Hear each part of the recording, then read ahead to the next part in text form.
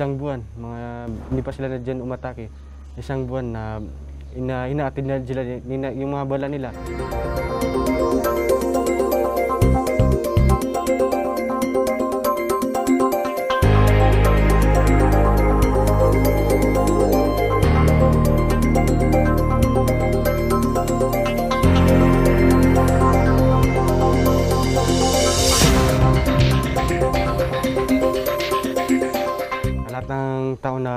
Lahat ng tao sa masjid, yung mga bata, hinawakan nila, sabi nila na lahat ng mga bata pumunta sa amin kasi may bibigay kami sa kanila na kunwari tulong ng mga army, sabi nila tulong ng mga army.